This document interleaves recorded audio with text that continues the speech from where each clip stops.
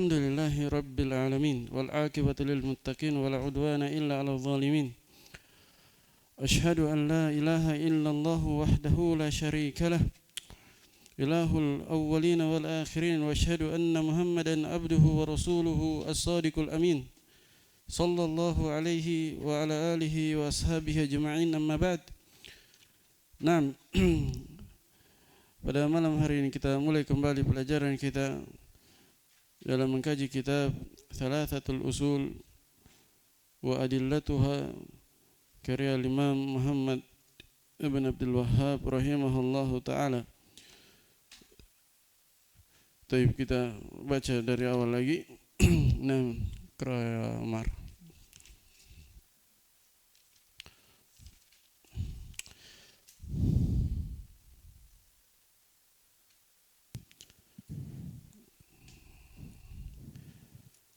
Bismillah. Qala al-musannif rahimahullahu ta'ala. I'lam rahimakallahu annahu yajibu alaina ta'allumu arba'i masailah.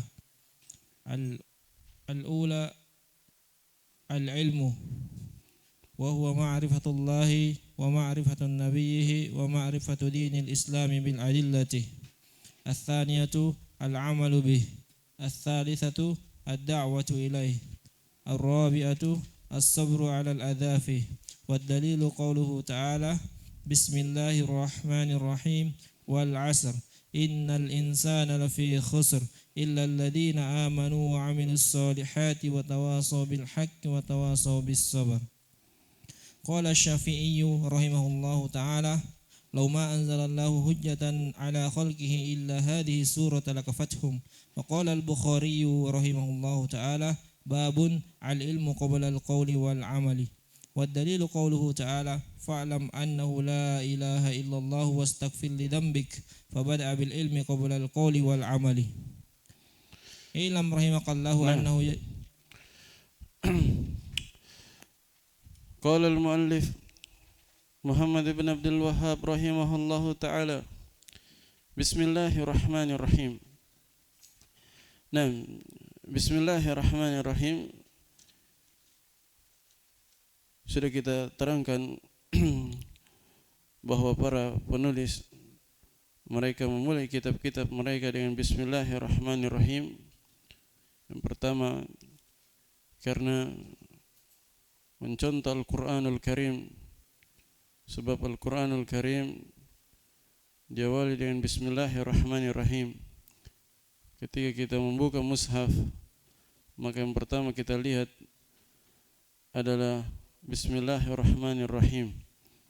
Nah, bahkan semua surat-surat Al-Quran diawali Bismillahirrahmanirrahim, kecuali surah Al-Bara'ah, kecuali surah At-Taubah.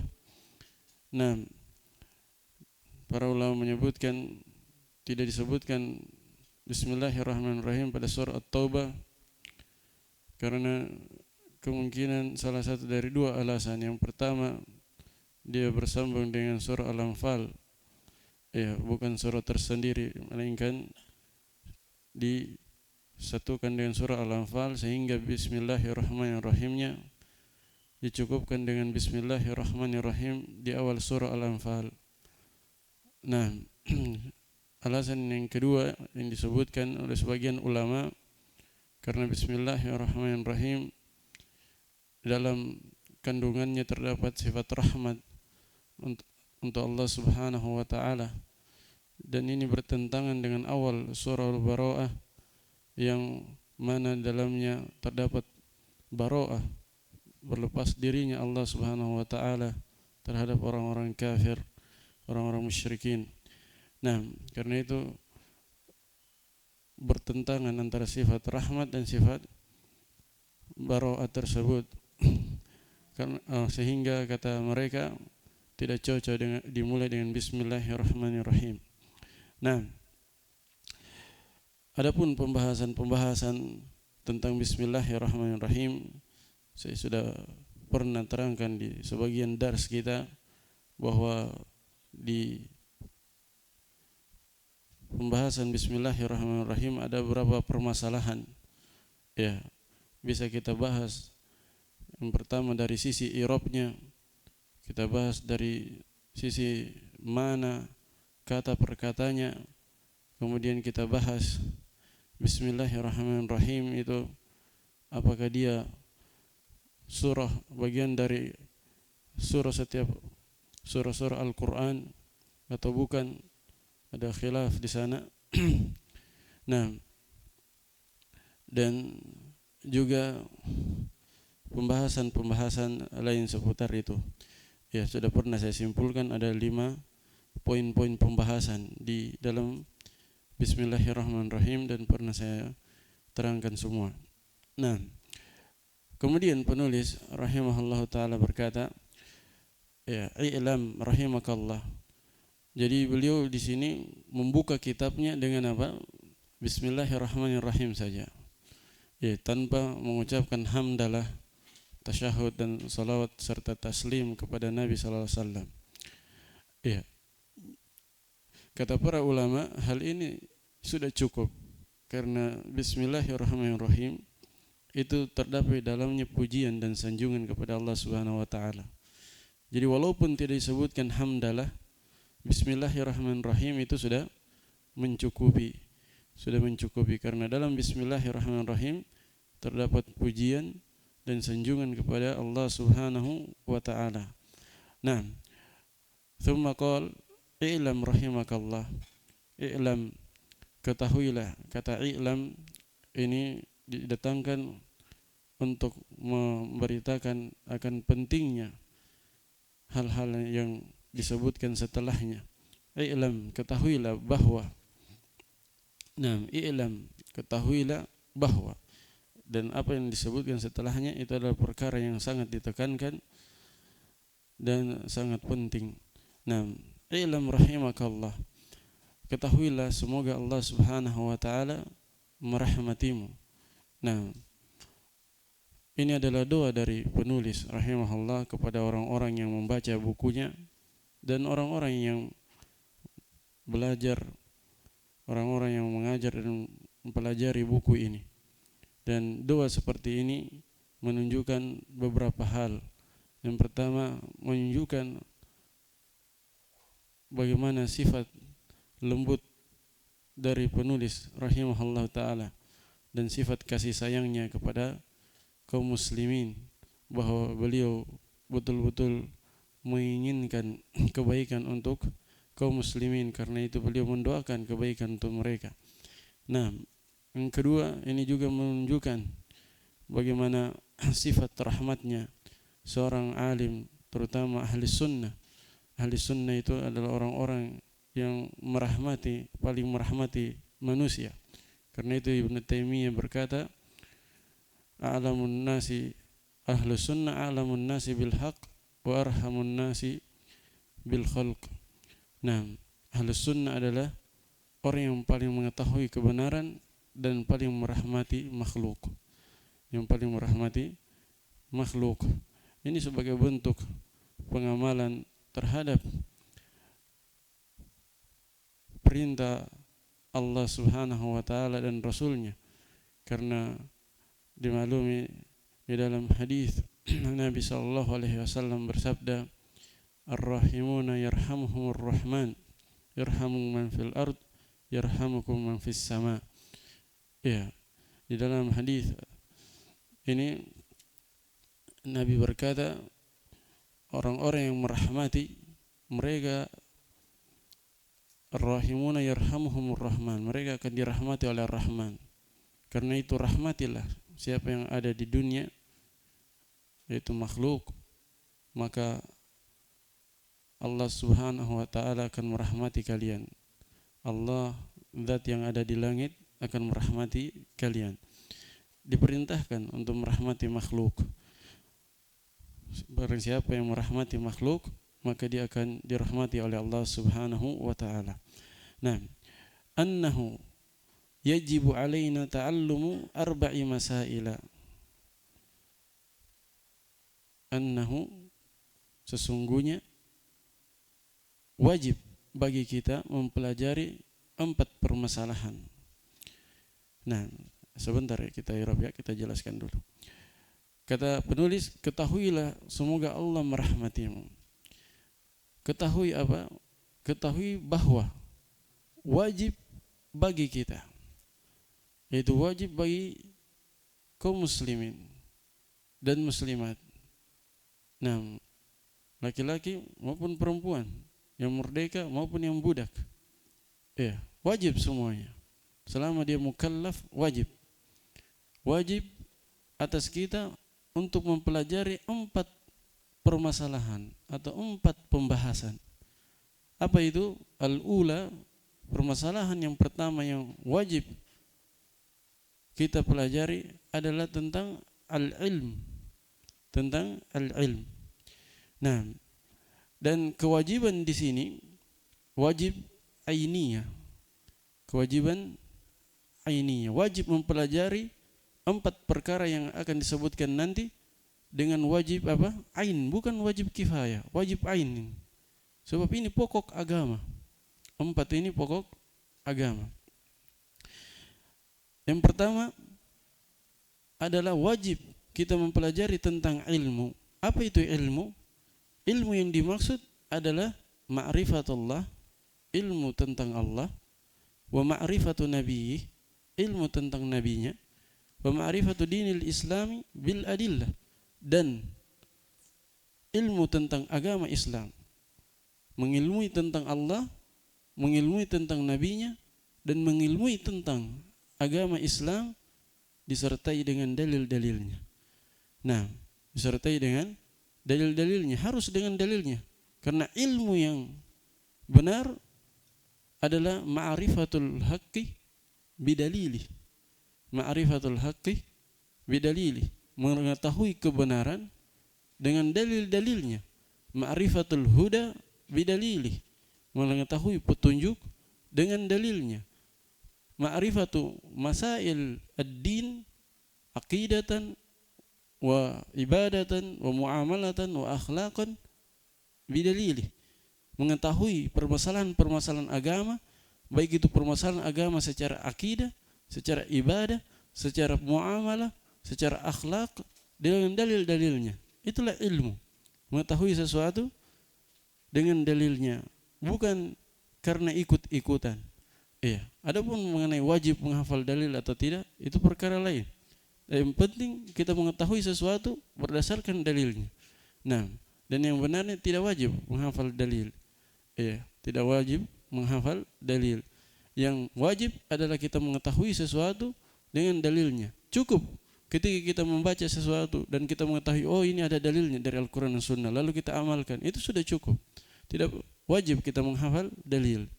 Yang penting kita tahu apa yang kita amalkan itu ada perintahnya, tuntunannya dalam Al-Quran dan Sunnah. Paham ya? Apa yang kita amalkan, apa yang kita yakini ada tuntunannya dalam Al-Quran dan Sunnah, itu sudah cukup. Itu sudah cukup dikatakan seorang beramal dengan dalil. Nah,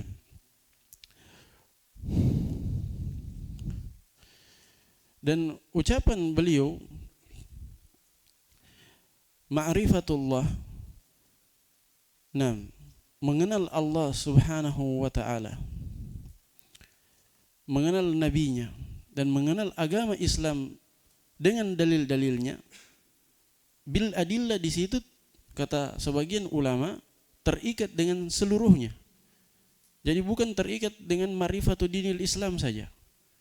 Jangan ada yang memahami bahwa mengetahui atau mengilmui tentang agama Islam dengan dalil-dalilnya, sementara yang mengenal atau mengetahui Allah, mengenal nabinya, itu tidak ada dalil, tidak perlu ada dalilnya. Jangan ada yang memahami seperti itu. Bahkan kata bil adillah itu terikat dengan semuanya, dengan tiga-tiganya.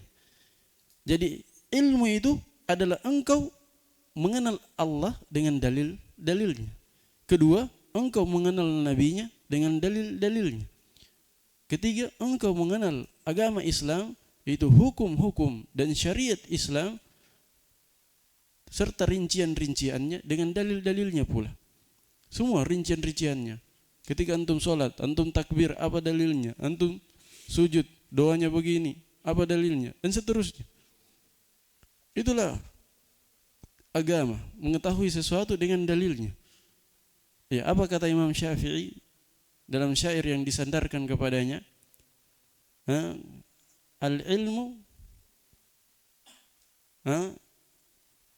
siapa yang hafal hadis syairnya? Kullul ulumi siwal Qur'ani mushghalatun illa al-haditha wal fiqha fid dini. Kata Imam Syafi'i, kullul ulum siwal Qur'ani mushghalatun. Semua ilmu selain Al-Qur'an itu hanya menyibukkan saja. Siwa al-haditha wal fiqha fid dini, kecuali ilmu hadis dan ilmu fikih dalam agama. Fikih di sini umum maknanya, fikih memahami agama secara umum, apakah itu pembahasan fikih itu sendiri atau pembahasan akidah. Nah, wa ma siwa dzalika wiswasus syayatin.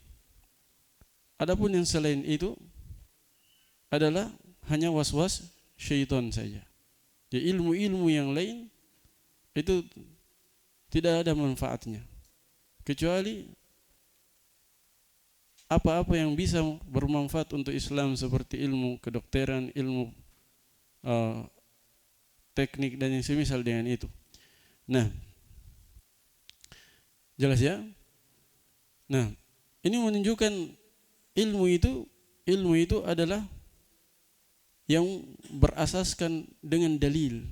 Kata beliau, kullul ulumi siwal Qur'ani mushghalatun illa al-haditha wal fiqha fid dini. Al-ilmu ma kana fihi qala haddatsana wa ma siwa dzalika wiswasu syayatin. Ya. Semua ilmu itu selain Al-Qur'an hanya perkara yang menyibukkan saja. Ilmu-ilmu lain itu hanya menyibukkan saja. Ilmu yang sebenarnya adalah yang turun dari Allah Subhanahu wa taala, yaitu Al-Qur'an.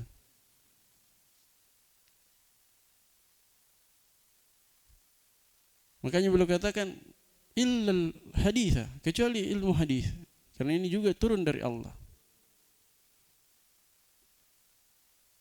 Karena hadis itu adalah wahyu. Ma yantiqu anil hawa in huwa illa wahyu yuha. Nabi Muhammad itu tidak berbicara dari hawa nafsunya. Jadi hadis-hadis Nabi itu ilham dari Allah Subhanahu wa taala. In huwa illa wahyu yuha. Tiada lain apa yang beliau ucapkan melainkan wahyu yang diwahyukan kepadanya. Nah, al-ilmu ma kana fihi qala haddatsana. Ilmu itu apa yang di dalamnya terdapat haddatsana fulan an fulan. Itu ilmu apa? Ilmu hadis. Selain itu hanyalah waswas syaitan. Apalagi ilmu filsafat, ilmu mantik, ilmu kalam. Nah, itu murni bisikan syaitan. Taib. Ilmu itu hanya Al-Qur'an dan Sunnah, itu ilmu. Dan apa yang menguatkan keduanya seperti ilmu-ilmu tadi, ilmu kedokteran, ilmu teknik dan semisal dengan itu. Nah, dan senada dengan itu adalah ucapan Ibnul Qayyim dalam Nuniyahnya. Beliau berkata, al-ilmu qala Allahu qala rasuluhu qala as-sahabatu hum ulul irfani mal ilmu nasbuka lil khilafi safahatan bainar rasuli wa bainar ra'i fulani. Kata Ibnul Qayyim, ilmu itu ucapan Allah dan ucapan Rasulnya, firman Allah dan sabda Rasulnya, itulah ilmu. Disertai dengan qala sahabat, maksudnya apa yang dijelaskan oleh para sahabat. Memahami Al-Quran dan Sunnah berdasarkan apa yang dipahami oleh para sahabat, para salaf as-salih.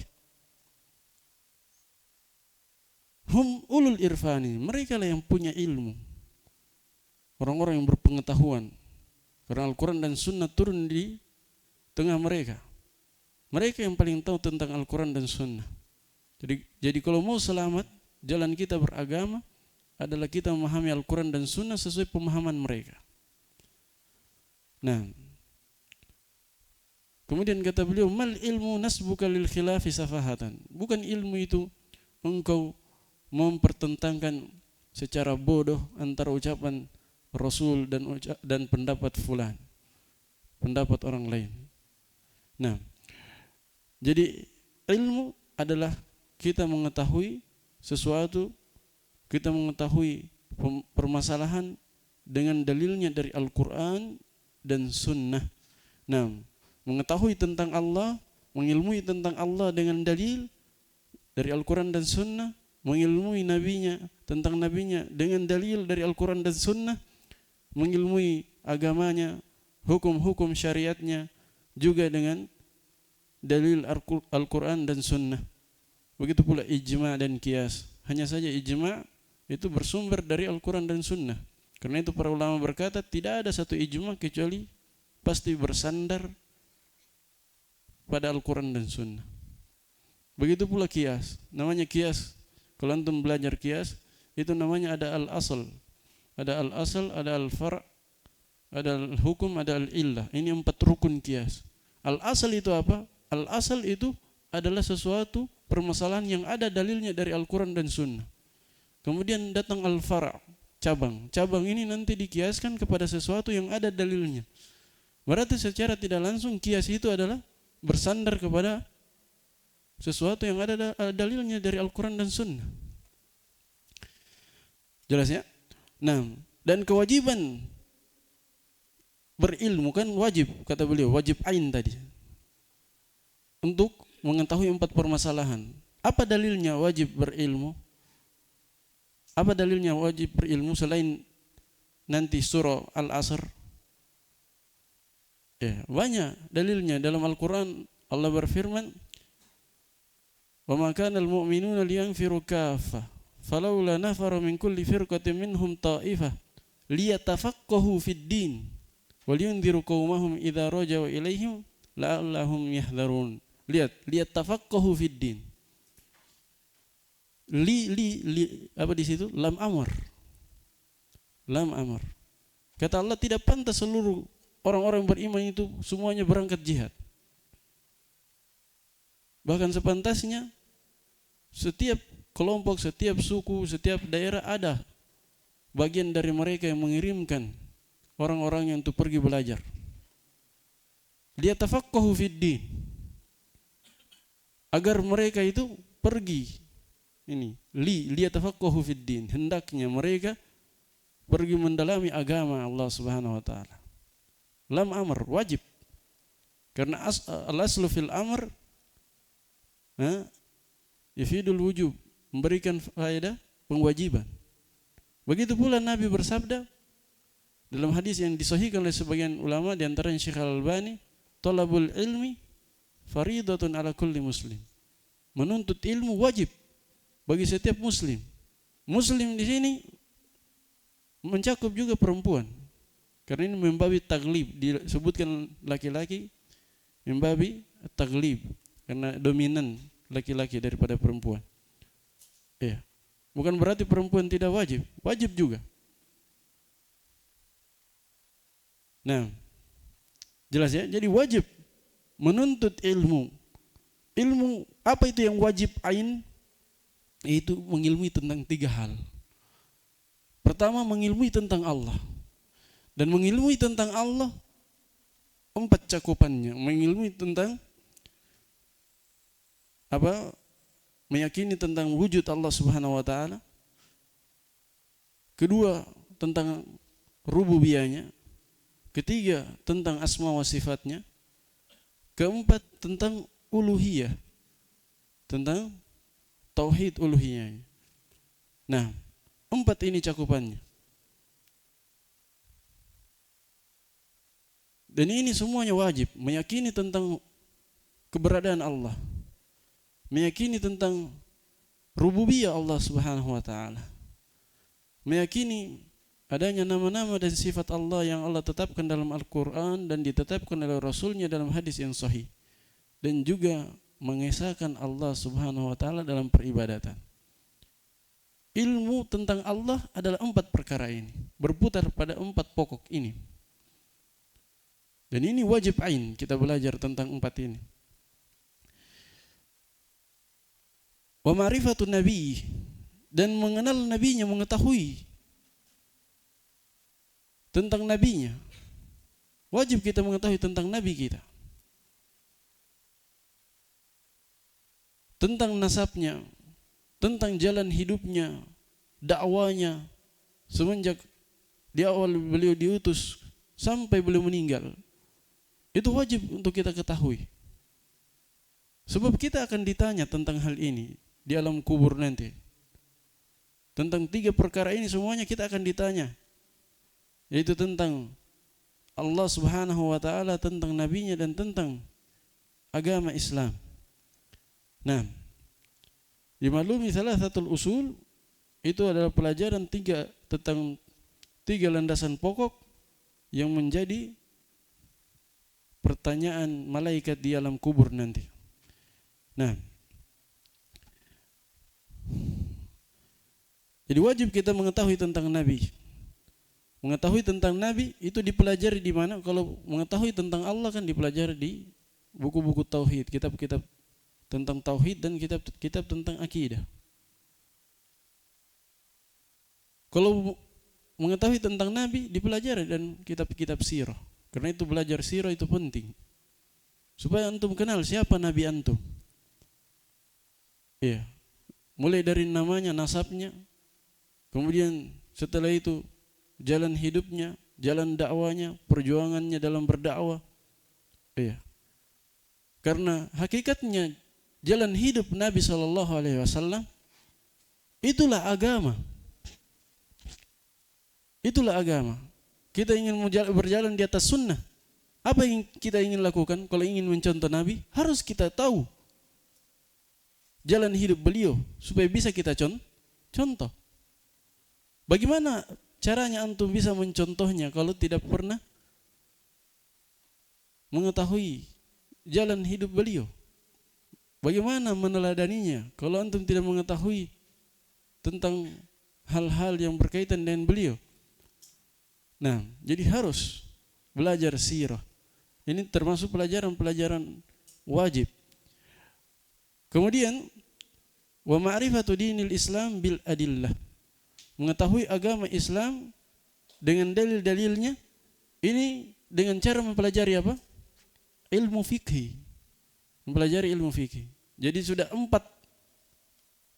funun al-ilm di sini, 4 cabang ilmu yang wajib kita pelajari.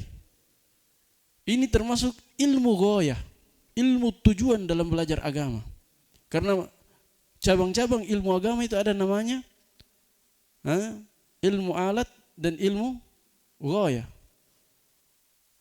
Al-ulum, ulumul alat dan ulum al-ghoiyat. Nah, ilmu alat dan ilmu tujuan, yang dituju memang dia yang dituju. Yang lainnya cuma alat untuk memahaminya.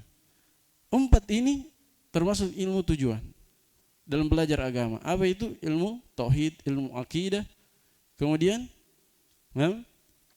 ilmu sirah tentang Nabi SAW. Kemudian yang keempat adalah ilmu fikih. Ilmu fikih. 4 ini wajib untuk pelajari. Nah, yang lainnya ilmu bahasa Arab itu kan cuma alat. Nahwu, sharaf, balaghah, kemudian apalagi usul fikih, qawaidul fiqhiyah, itu alat untuk memahami fikih. Kemudian apalagi tafsir. Tafsir apa fungsinya kita belajar tafsir Al-Quran dan syarah hadis? Yaitu untuk memahami apa? Kandungan Al-Quran dan hadis yang di dalamnya terdapat dalil-dalil tentang keyakinan, dalil-dalil tentang ibadah, dan dalil-dalil tentang muamalah. Ya kan? Jadi bukan tujuannya adalah sekedar membaca Al-Quran atau membaca hadis, tapi apa yang terkandung di dalamnya berupa keyakinan, apa yang terkandung di dalamnya berupa amalan, berupa ibadah dan muamalah. Jelas ya? Ini 4 pelajaran pokok dalam belajar agama. Ya, sebagian orang kadang terpalingkan. Belajar bahasa dia semangat, tapi kalau belajar akidah, belajar fikih, malas-malasan. Padahal dia belajar bahasa Arab untuk memahami akidah, untuk memahami tauhid, memahami fikih. Itu tujuannya. Tapi justru dia rajin belajar bahasa, malah belajar yang menjadi tujuan pokok. Ini keliru dalam belajar. Dan kadang orang sibuk. Oh, kalau belajar ilmu alat, ilmu mustalah, ilmu ini semangat ya, rawi-rawi. Dia mau dibilang jago rawi, pembahasan rawi-rawi. Nah, semangat sekali. Tapi giliran belajar tafsir Al-Quran, belajar hadis, syarah hadis yang menjadi pokok pembahasan, pokok ilmu, dia tidak semangat. Padahal mustalah itu alat untuk memahami hadis. Dia ilmu untuk memahami hadis. Ilmu alatnya dia semangat, pas belajar hadisnya tidak pernah selesai. Sahih Bukhari tidak pernah selesai, Sahih Muslim tidak pernah selesai. Bahkan mungkin Arba'in Nawawiyah juga tidak pernah selesai. Ini kekeliruan dalam menuntut ilmu. Kemudian kata beliau, ats-tsaniyatu al-amalu bihi. Yang kedua yang wajib kita pelajari adalah mengamalkan ilmu itu. Ini yang wajib kita ketahui. Wajib mengamalkan ilmu. Sebab ilmu itu adalah bagaikan pohonnya, sementara amalan adalah buahnya. Kalau seorang menanam pohon yang dengannya diharapkan bisa memanen buahnya,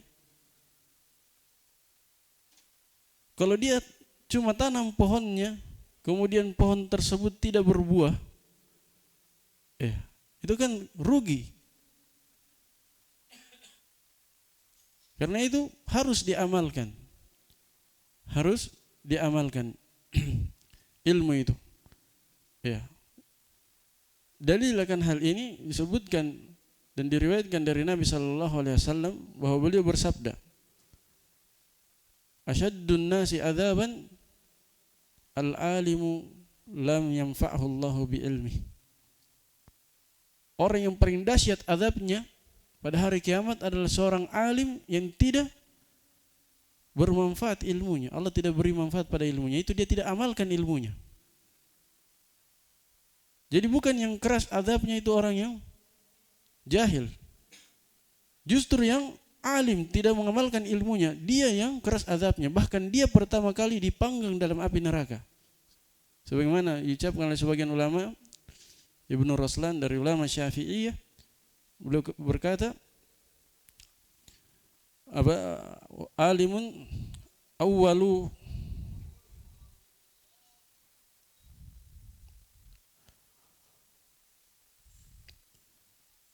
man yusa'aru bihimun nar min qabli ubadil wathan wa alimun bi ilmihi lam ya'malan. Orang alim yang tidak mengamalkan ilmunya, mu'adzabun min qabli ubadil wathan, dia diadab sebelum para penyembah berhala. Duluan diadab orang yang berilmu yang tidak mengamalkan amalannya dibandingkan orang musyrik. Nah,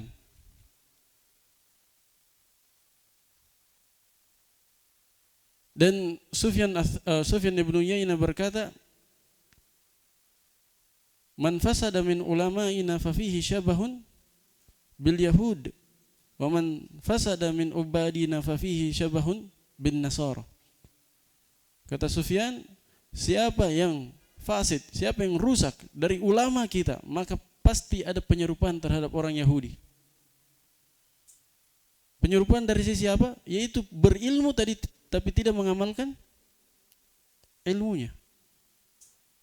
Kalau ada yang rusak dari ahli ibadah kita, ahli ibadah kaum muslimin, rusak pasti ada penyerupaannya terhadap orang Nasara.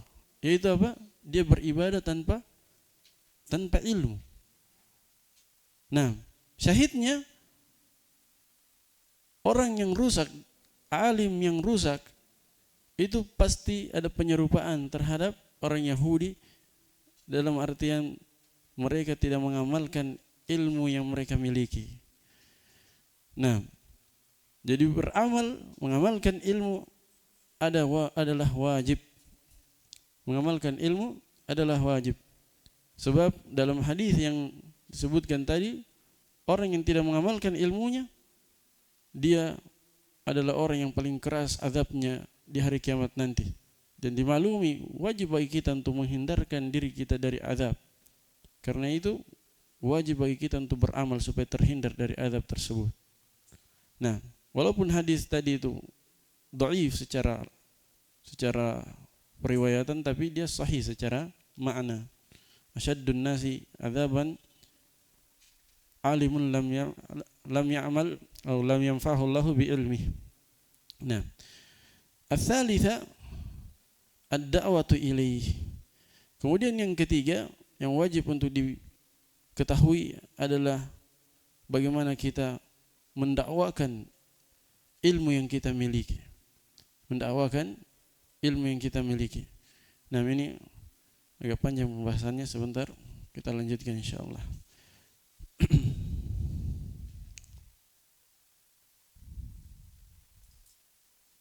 Taib subhanakallahumma bihamdika asyhadu an la ilaha illa anta astaghfiruka wa atubu ilaik. Tafadhal. Salatu wassalamu ala Rasulillah wa ba'd. Naam, qala al-muallif rahimahullahu taala ats-tsalitsatu ad-da'watu ilaihi. Yang ketiga yang wajib kita ketahui, wajib kita pelajari adalah bagaimana caranya kita mendakwakan ilmu yang telah kita pelajari, mendakwakan ilmu yang telah kita miliki. Dan ini kewajiban ketiga yang wajib atas setiap muslim dan muslimah. Ya, dalilnya adalah firman Allah Subhanahu wa taala, wattaqu fitnatan la tusibanna alladziina dzalamu minkum khassah. Dan takutlah kalian terhadap sebuah fitnah, yaitu azab yang tidak hanya menimpa orang-orang zalim di antara kalian saja, tapi menimpa juga siapa? Orang-orang di sekitar mereka yang tidak mengingkari kemaksiatan dan dosa-dosa orang zalim itu.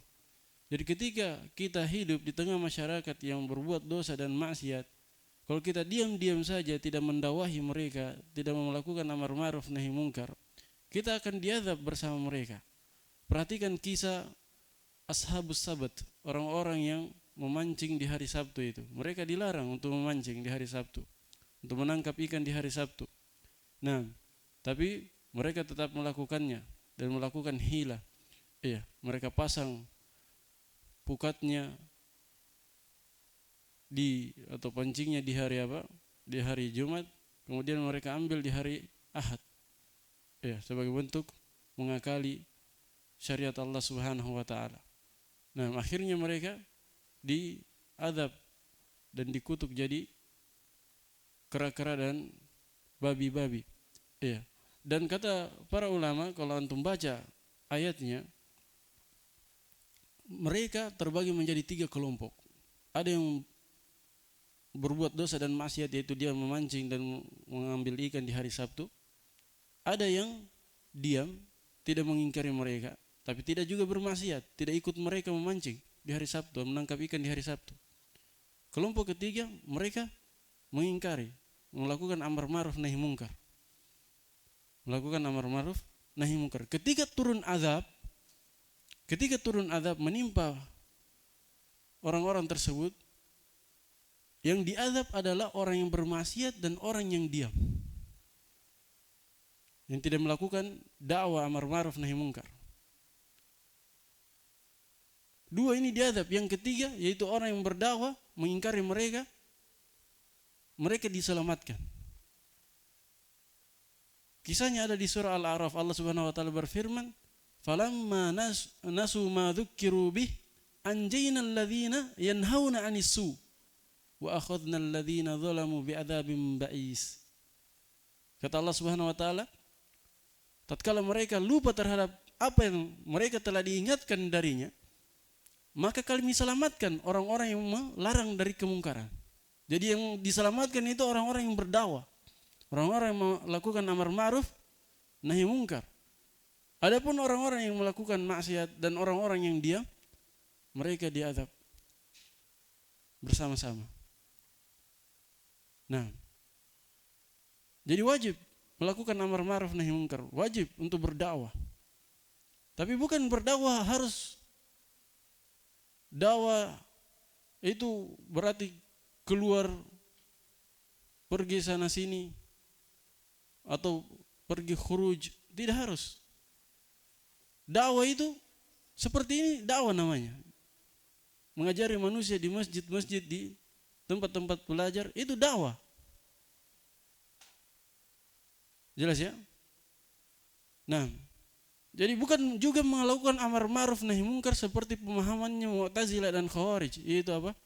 Turun ke jalan mengingkari kesalahan-kesalahan pemerintah. Ini katanya membab amar ma'ruf nahi mungkar. Ini juga batil. Iya. Kita melakukan amar ma'ruf nahi mungkar dengan mengajari manusia di masjid-masjid, di tempat-tempat belajar, itu sudah masuk dalam pintu-pintu dakwah. Bahkan kadang pengaruhnya lebih besar. Karena kalau kita pergi ke jalan-jalan atau kita datangi orang, kadang hatinya belum siap untuk menerima dakwah. Tapi ketika manusia datang belajar atau pergi ke masjid, itu artinya apa? Dia sedang ingin mendekatkan diri kepada Allah Subhanahu wa taala sehingga mudah untuk didakwahi. Mudah untuk didakwahi.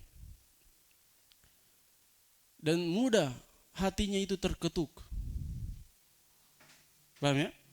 Nah, dan juga perhatikan kisah dalam hadis Aisyah, Nabi SAW bersabda, "Yaghzu jaysunil Ka'bata hatta idza kanu bibaida'a minal ard yukhsafu min awwalihim ila akhirihim." Qalat, "Alaysa fihim aswaquhum?"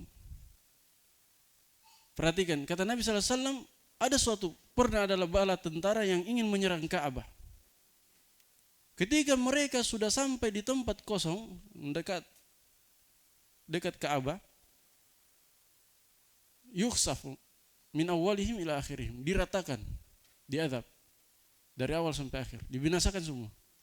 Maka Aisyah, di antara hal yang menunjukkan kedalaman pemahamannya, fikihnya, radhiyallahu taala anha, beliau bertanya, bagaimana? Bukankah di tengah mereka ada pasar-pasar mereka? Maksudnya ada di situ yang datang cuma menjual, memanfaatkan keramaian. Kan kalau ada orang ramai biasanya di situ jiwa-jiwa pedagangnya itu keluar, ramai di sana, pergi berdagang. Ternyata ini orang-orang yang tentara-tentara yang ingin menyerang Ka'bah. Akhirnya diazab mereka bersama pedagang-pedagang itu. Aisyah menanyakan hal itu. Maka Nabi menjawab, ya, semuanya diazab dan akan dibangkitkan sesuai dengan niat mereka. Sesuai dengan niat mereka. Ya, syahidnya di sini, syahidnya mereka yang tidak bersalah juga diazab.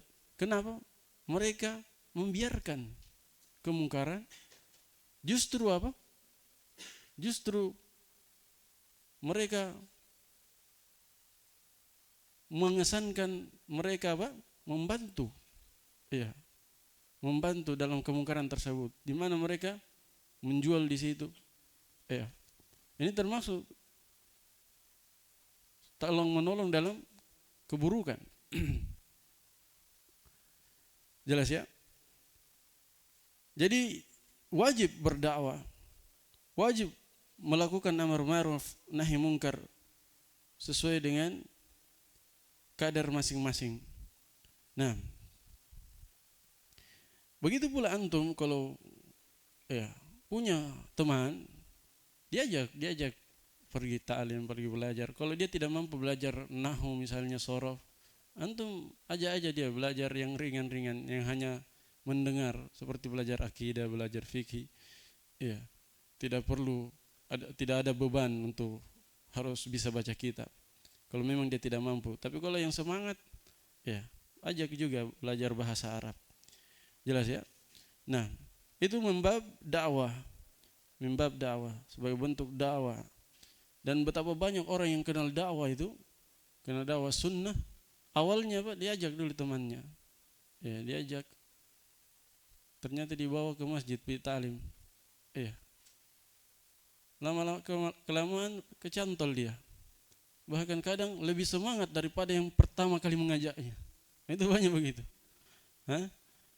Orang yang diajak justru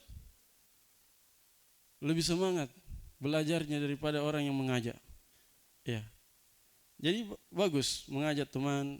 Kalau dia memang tidak mampu belajar bahasa Arab, ajak dulu talim-talim biasa. Nah, talim akidah, talim fikih. Apalagi talim akidah itu banyak-banyak mengetuk hati seseorang. Nah, jelas ya. Kemudian ar-rabi'atu, yang keempat, as-sabru 'alal adza fih. Wajib kita bersabar di atas gangguan yang ada di dalamnya, yaitu gangguan, rintangan yang kita dapatkan ketika menuntut ilmu, ketika mengamalkan ilmu, ketika mendakwakan ilmu. Pasti ada rintangan dan gangguan. Ketika menuntut ilmu, cobaannya sangat berat. Iya. Butuh kesabaran, keistiqomahan, dan butuh keyakinan yang kuat sehingga dia bisa istiqomah, bisa bertahan. Nah, kalau tidak punya kesabaran, tidak punya keyakinan yang kuat, ya sedikit saja dia tergoda oleh dunia, diajak temannya atau dia melihat kehidupan luar yang bebas, tidak terkungkung, tidak terkekang. Ya, kalau menuntut ilmu kan ya ada aturan-aturan, ada hal-hal yang menjadi targetnya, sehingga kadang ya dia merasa terkekang dengannya. Butuh kesabaran yang berat. Butuh apa? Kesabaran yang besar untuk menghadapinya. Nah, karena itu banyak orang yang mondok, ya awal-awalnya semangat, kemudian tidak lama kemudian dia mundur. Nah, tidak ada kesabaran. Harus punya kesabaran dalam menuntut ilmu. Begitu pula orang-orang yang belajar, ikhwah-ikhwah luar yang belajar, harus butuh kesabaran, butuh keistiqomahan. Dan istiqomah itu adalah hal yang sangat berat, kecuali siapa-siapa yang diberi taufik oleh Allah Subhanahu wa taala. Kemudian bersabar juga dalam mengamalkan ilmu. Yang mengamalkan ilmu itu lebih berat daripada sekadar menuntut ilmu. Makanya banyak orang-orang berilmu tapi tidak mengamalkan ilmunya. Kenapa? Karena mengamalkan ilmu itu lebih berat daripada sekadar berilmu. Nah, mengamalkan ilmu itu berat. Apalagi ada rintangan-rintangan dari manusia, ada penghalang-penghalang, sehingga butuh kesabaran juga. Butuh kesabaran untuk melakukan perintah, butuh kesabaran dalam meninggalkan larangan. Nah, semuanya butuh kesabaran. Ketika kita melakukan perintah, ketika meninggalkan larangan, butuh kesabaran.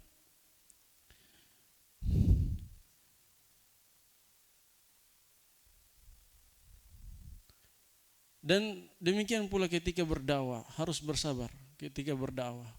Apalagi berdakwah ya. Berdakwah itu menghadapi manusia. Ada yang manusia banyak macam-macam sifatnya. Ada yang menerima, ada yang menentang, ada yang penentangannya biasa saja, ada yang penentangannya sangat keras, ada yang bahkan bisa melukai, bisa membunuh dan seterusnya. Nah, karena itu butuh kesabaran. Dan ini adalah apa yang dialami oleh para nabi dan rasul. Mereka ketika berdakwah menghadapi gangguan dari kaumnya, dilukai oleh kaumnya, bahkan dibunuh dan diusir oleh kaumnya, maka butuh kesabaran yang besar dalam berdakwah. Dan para ulama, orang-orang yang berilmu yang berdakwah itu adalah penerus para nabi dan rasul. Karena itu mereka harus bersabar di dalamnya. Iya. Walaupun mereka tidak sampai pada kesabaran para nabi dan rasul, tapi minimal mereka harus menyadari bahwa dalam jalan dakwah itu tidak mudah. Jangan antum merasa kalau antum mendakwakan kebaikan orang langsung terima, tidak. Jangankan orang lain, keluarga saja kadang kita nasihati satu kali dua kali belum mempan. Ya butuh kesabaran. Nah, butuh kesabaran. Taib.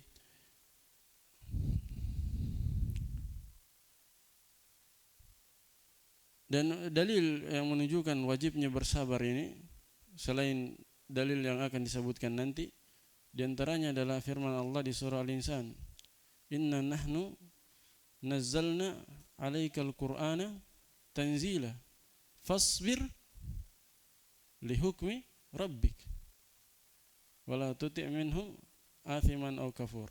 Perhatikan ayat ini. Allah menceritakan anugerah Allah kepada nabinya, bahwa Allah lah yang menurunkan Al-Quran kepada beliau. Iya. Kata para ulama, yang terbetik di hati kita, lanjutan ayatnya apa? Fashkur lihukmi rabbik. Kan Allah anugerahkan Nabi Muhammad dengan apa? Al-Quran. Tapi justru kelanjutan ayatnya fasbir lihukmi rabbik. Bersabarlah terhadap hukum Rabbmu. Ini menunjukkan bahwa apa? Ketika diturunkan kepadamu Al-Quran, mengamalkannya dan mendakwakannya itu pasti butuh kesabaran. Makanya setelahnya fasbir lihukmi rabbik. Betul, itu nikmat. Al-Quran itu nikmat besar. Tapi di sisi lain mengamalkannya dan mendakwakannya itu apa? Butuh kesabaran.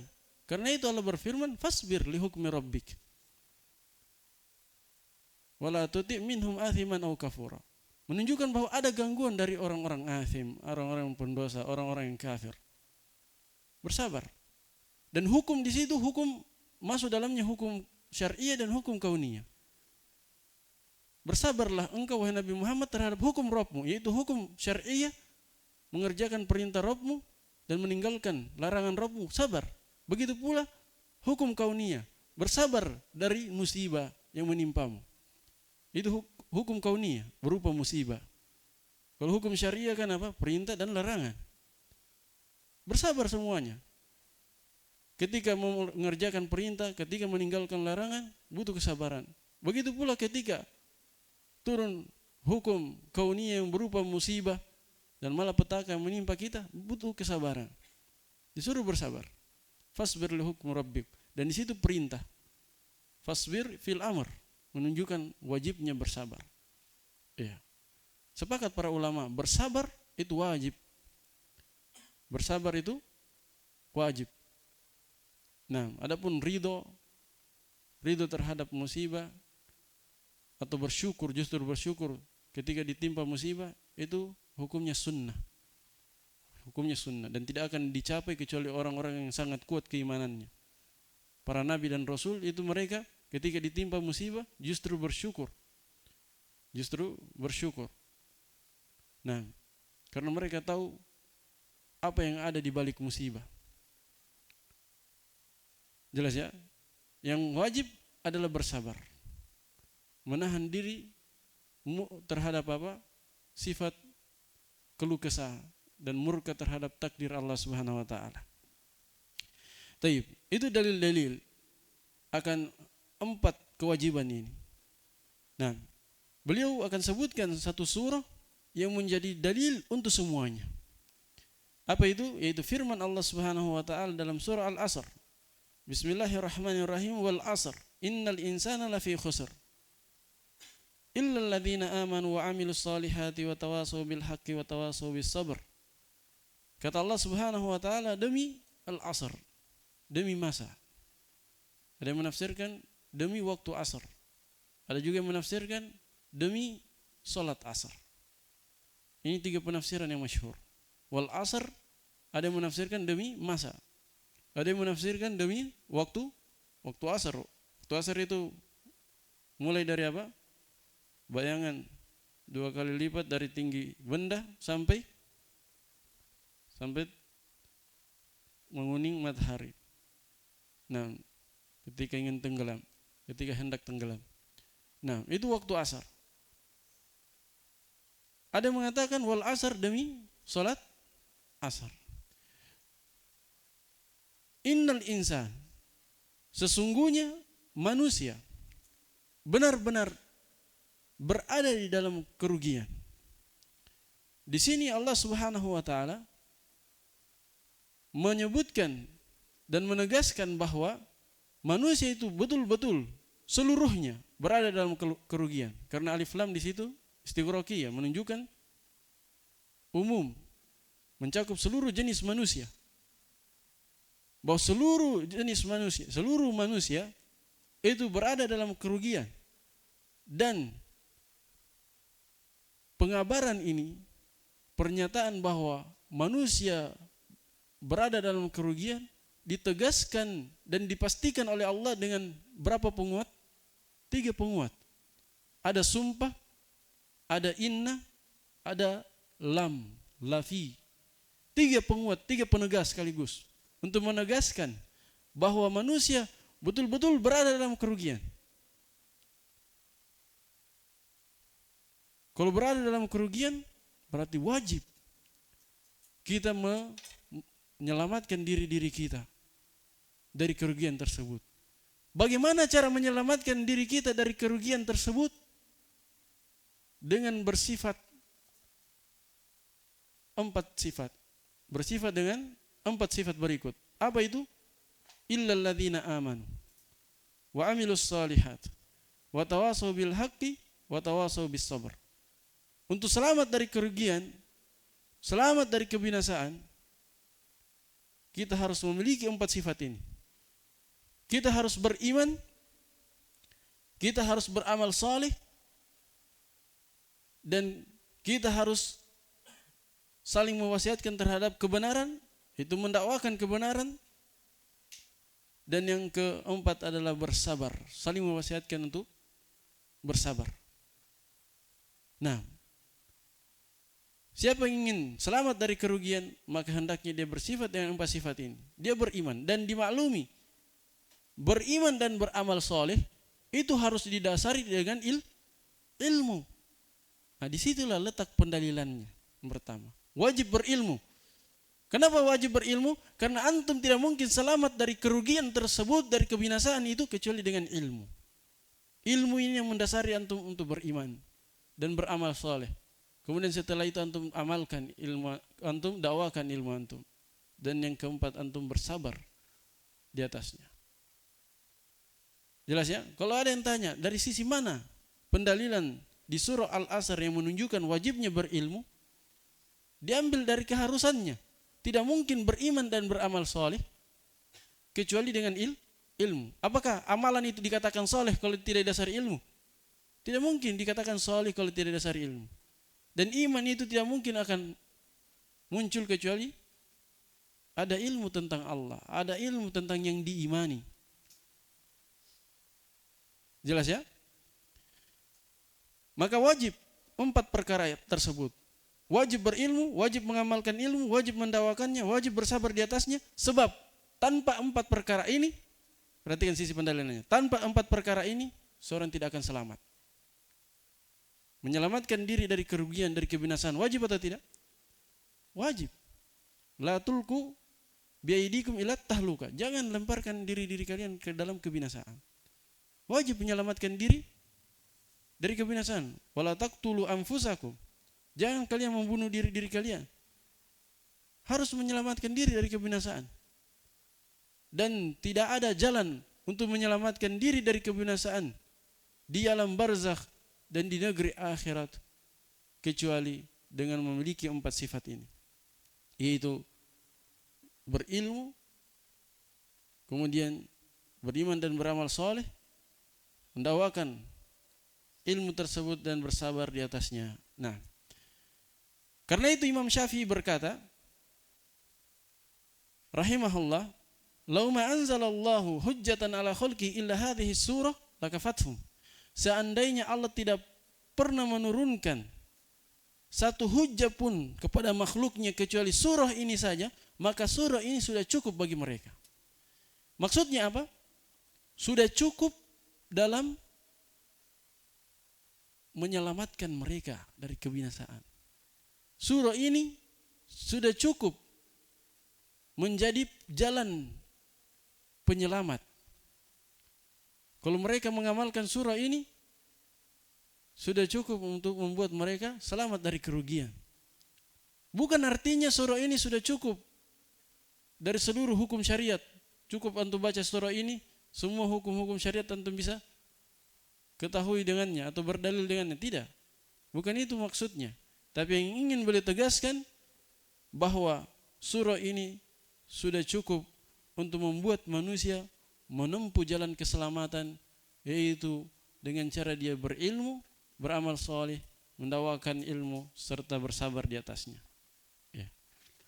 Nah, wa qala al-Bukhari, dan berkata Imam al-Bukhari rahimahullahu taala, Muhammad bin Ismail ibn Ibrahim bin Mughirah bin Bardizbah al-Bukhari al-Ju'fi maulahum. Beliau berkata, babul ilmi, babu al-ilmu qabla al-qawli wal amal. Jadi Al-Bukhari rahimahullah membuatkan satu bab khusus dalam kitab sahihnya dengan judul berilmu terlebih dahulu sebelum berucap dan beramal. Nah, penulis rahimahullah membawakan ucapan Al-Imam Al-Bukhari ini untuk apa? Untuk menjadikan sebagai dalil, sebagai pendukung tentang apa yang dia sebutkan. Ketika beliau sebutkan tentang wajib bagi setiap muslim dan muslimah untuk mempelajari 4 perkara, yang paling pertama beliau sebutkan apa? Berilmu dulu. Berilmu dulu. Kenapa beliau tidak sebutkan yang pertama amal dulu? Seperti orang-orang jamaah itu, jamaah khuruj, kan beramal dulu mereka. Kenapa tidak beramal dulu? Nah, karena Allah Subhanahu wa taala memerintahkan hal tersebut, berilmu dulu kemudian berucap dan beramal. Nah, makanya Imam Al-Bukhari membuat bab berilmu sebelum berucap dan beramal. Kemudian beliau berdalil dengan firman Allah Subhanahu wa taala, fa'lam annahu la ilaha illallah wastaghfir li dzambik. Maka ilmuilah, disuruh berilmu dulu, bahwa tidak ada sembahan yang berhak untuk diibadahi kecuali Allah Subhanahu wa taala, wastaghfir li dzambik, dan mohon ampunlah akan dosa-dosamu. Lihat, disuruh ilmui dulu, kemudian apa? Berucap dan beramal. Kemudian berucap istighfar, la ilaha illallah, dan istighfar itu adalah apa? Ucapan dan amalan. Nah, disuruh berilmu dulu sebelum berucap dan beramal. Apalagi langsung berdakwah. Itu terlalu jauh. Nah, jadi harus ilmu dulu. Dasari ilmu dulu, kemudian dia berusaha amalkan ilmunya, dan kalau punya kesempatan, dia akan ilmunya sesuai dengan kemampuannya dan sesuai dengan kadarnya masing-masing. Tidak harus jadi pengajar, tidak harus jadi ustadz. Berdakwah itu bisa dengan cara apapun. Nah, fabada'a bil ilmi qabla al-qawli wal amal. Maka Allah Subhanahu wa taala memulai dengan ilmu. Memerintahkan untuk berilmu terlebih dahulu sebelum berucap dan beramal. Nah, dan yang perlu ditegaskan di sini berkenaan dengan dakwah, saya sudah pernah jelaskan juga bahwa seorang ketika berdakwah itu harus memiliki 4 hal. harus memiliki 4 hal. Yang pertama, dia ilmui tentang apa yang dia dakwakan. Ya. Walaupun ilmunya sedikit, dia dakwakan. Yang jelas dia punya ilmu tentang apa yang dia dakwakan. Harus dia ilmui dulu, jangan berdakwah tapi tidak mengilmuinya atau tidak menguasai apa yang dia dakwakan. Wajib dia ilmui apa yang dia dakwakan. Allah berfirman, "Qul hadhihi sabili adu ila Allahi ala basirah ana wa man ittaba'ani." Sampaikan wahai Nabi Muhammad, adu hadhihi sabili, inilah jalanku. Saya berdakwah kepada Allah Subhanahu wa taala, menyeru di jalan Allah Subhanahu wa taala. Ala basirah. Apa itu basirah? Ilmu yang kuat. Itu basirah. Ilmu yang mendalam. Saya berdakwah kata Nabi di atas basirah, di atas ilmu yang kuat. Jadi harus punya ilmu dulu. Ana wa man ittaba'ani, saya dan orang-orang yang mengikutiku berdakwah di atas basirah. Kalau betul-betul pengikut Nabi harus berdakwah di atas ilmu. Berdakwah di atas ilmu. Kemudian yang kedua apa? Kedua, harus dia mengetahui uslub dan metode dalam berdakwah yang dicontohkan dalam hadis-hadis Nabi sallallahu alaihi wasallam, yang dicontohkan oleh Nabi sallallahu alaihi wasallam dan juga disebutkan dalam Al-Qur'an. Bagaimana uslub dalam berdakwah? Sebutkan oleh Allah dalam Al-Qur'an, "Wad'u ila sabili rabbika bil hikmati wal mau'izatil hasanah wajadilhum billati hiya ahsan." Berdakwahlah di jalan Rabbmu, menyeru manusia ke jalan Allah Subhanahu wa taala dengan hikmah. Pertama dengan hikmah, dengan cara hikmah. Kalau tidak mempan, dengan nasihat yang indah, nasihat yang lemah lembut. Kalau tidak mempan juga di debat, tapi debat yang cara yang baik dulu. Kalau tidak mempan juga, disebutkan di ayat lain. Wala tujadilul ahlal kitab illa billati hiya ahsan illa alladzina zalamu minhum. Jangan engkau mendebat ahlul kitab kecuali dengan cara yang terbaik, kecuali yang zalim. Yang zalim baru didebat dengan keras. Ya, kalau kita adalah pemerintah, kita perangi. Nah, diberi pilihan mau tunduk dan bayar jizyah atau diperangi. Nah, itulah bentuk dakwah dengan keras. Diberi pilihan mau masuk Islam atau bayar tetap di negeri kaum muslim, bayar jizyah atau diperangi. Nah, kalau tidak mempan dengan 3 dakwah yang pertama, dengan hikmah, dengan mau'izah al-hasanah, dengan jidal al-hasanah. Kalau tidak mempan ini, maka dengan keras. Bentuk kerasnya itu apa? Ya, sesuai dengan kapasitas kita. Kalau sebagai rakyat biasa, kita debat dengan hujah-hujah yang kuat, yang keras. Kalau pemerintah bisa mengambil keputusan untuk memerangi mereka. Jelas ya? Dan yang sudah 3 tadi. Keempat dalam dakwah adalah kita tahu mana yang prioritas dalam dakwah. Kita dahulukan yang prioritas dalam dakwah. Nah, Nabi SAW bersabda kepada Mu'adz bin Jabal ketika beliau diutus ke Yaman. Nah, dalam hadis Ibnu Abbas, apa kata Nabi? Innaka ta'ti qauman min ahlil kitab. Falyakun awwala ma tad'uuhum ilaih ila ayyuwahhidullah. Nah, engkau wahai Mu'adz, engkau akan mendatangi ahli kitab. Karena dulu di Yaman itu tempat tinggalnya orang-orang Yahudi. Tempat tinggalnya orang-orang Yahudi. Mereka ahli kitab. Maka hendaknya yang pertama kali engkau dakwakan kepada mereka adalah apa? Adalah agar mereka mentauhidkan Allah. Ini juga menjadi dalil bahwa ketika berdakwah kita wajib mengetahui keadaan madu'u, keadaan orang yang didakwahi. Karena itu Nabi gambarkan kepada Mu'adz tentang keadaan mereka, bahwa mereka ini latar belakangnya ahli kitab. Iya. Jadi ada metode-metodenya, tergantung latar belakang daerah yang kita datangi.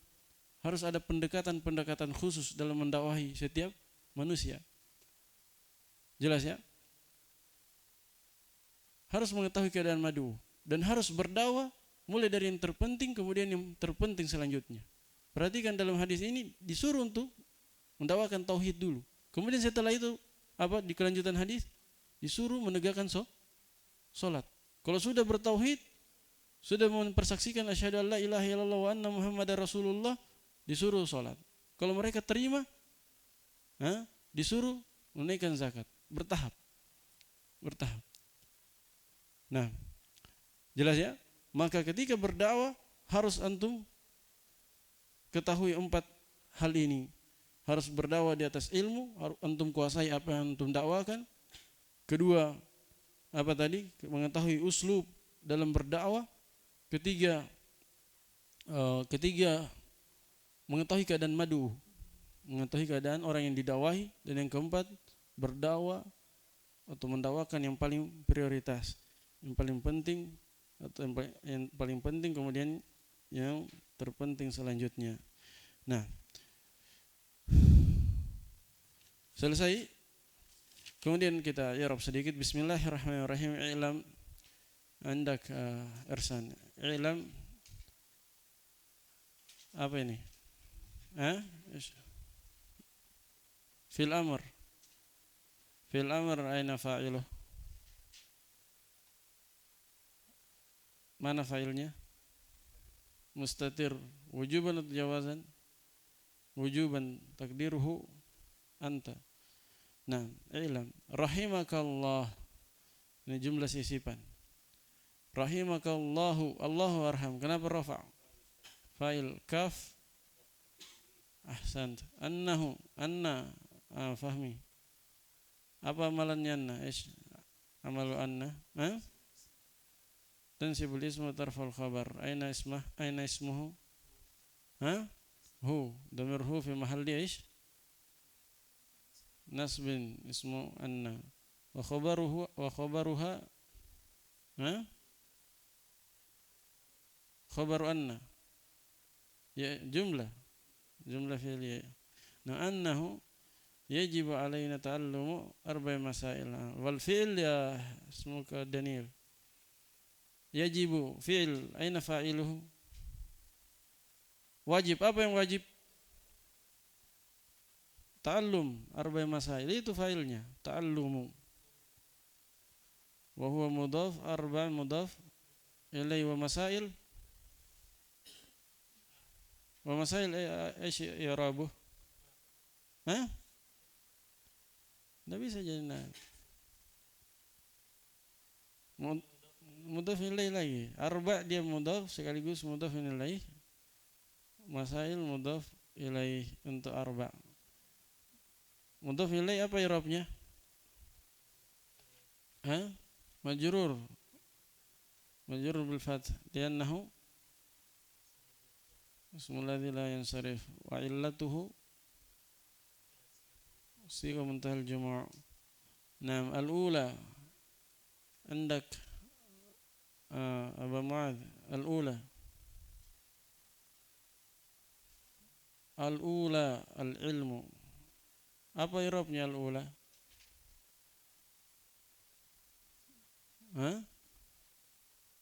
Al-ula i'rabnya rafa, nasab, jar. Nasab, kenapa nasab? Siapa yang menasabnya? Tidak ada yang menasabnya di situ. Isim di awal kalimat apa? Mubtada. Al-ula mubtada, yani al-mas'alatul ula al-ilmu. Al-ilmu khabarnya. Masalah yang pertama adalah ilmu. Wa huwa ma'rifatullahi wa huwa andak hafid. Huwa isim apa namanya? Dhamir mabni mu'rab mabni ala al-fath fi mahalli raf'in mubtada. Ahsan. Mana khabarnya?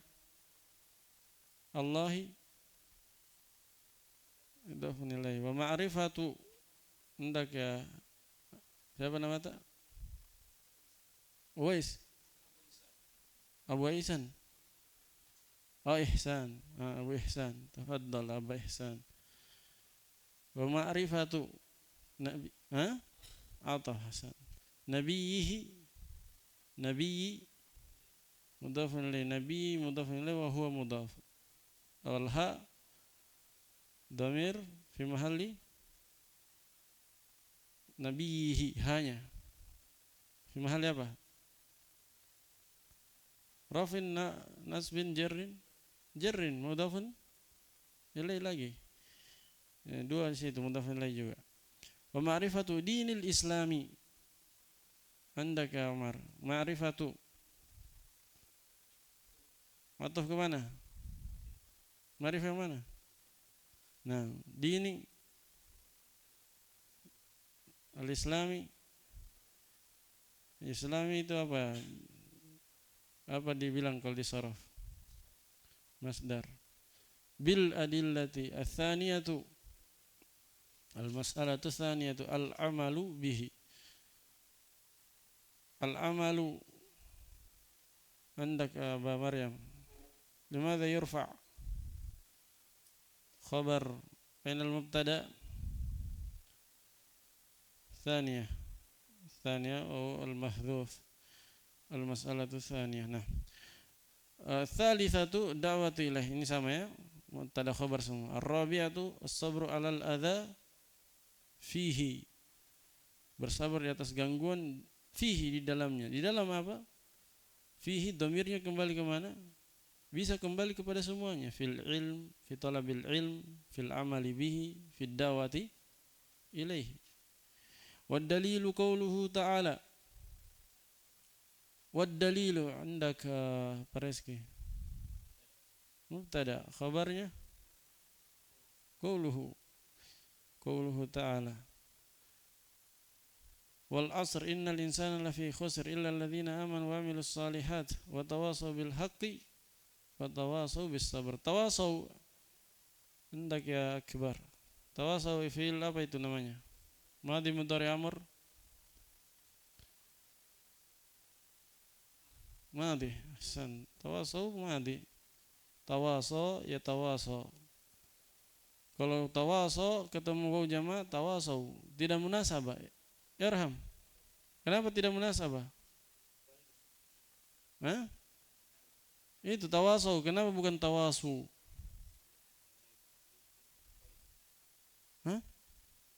Sorof.